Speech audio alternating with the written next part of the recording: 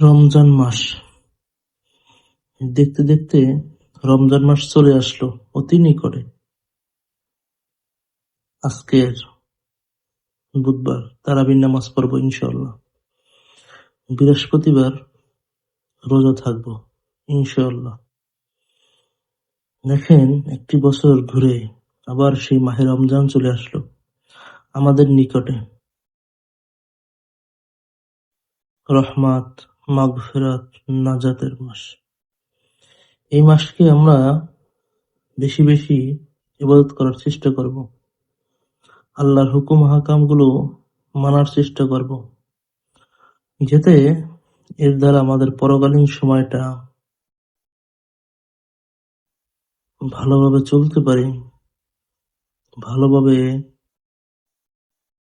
আল্লাহর নৈকট্যতা লাভ করতে পারি এবং 12 মাসের একটি মাস মাহে রমজান,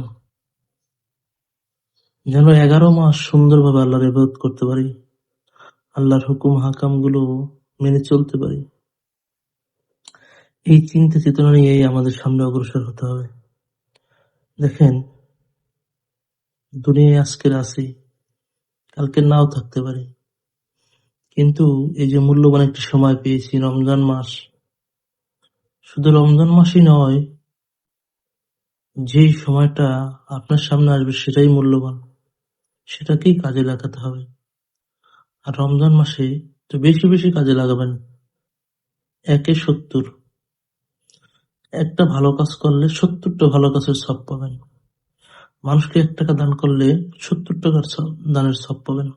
তাহলে রমজান মাসে বেশি বেশি দান করবেন, বেশি বেশি কোরআন তেলাওয়াত করবেন, বেশি বেশি আল্লাহর হুকুম হাকাম গুলো মেনে চলার চেষ্টা করবেন। তাহলে দেখবেন আল্লাহ পাক রব্বুল আলামিন খুশি হবেন এবং পরকালীন সময়টা আল্লাহ পাক রব্বুল আলামিন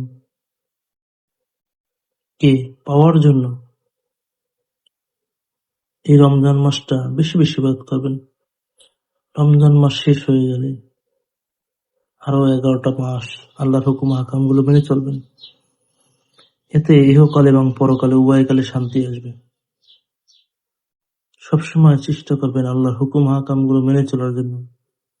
যে কাজগুলো করলে আল্লাহ খুশি হবেন, আমাদের প্রিয় নবী খুশি হবেন এবং আমাদের পরবর্তী সময়টা যাতে আমাদের ভালো কাজে লাগে, ভালো ভালো হয় এবং সুন্দর হয়, সেই চেষ্টা করবেন। বেশি বেশি আল্লাহর ইবাদত করার চেষ্টা করবেন।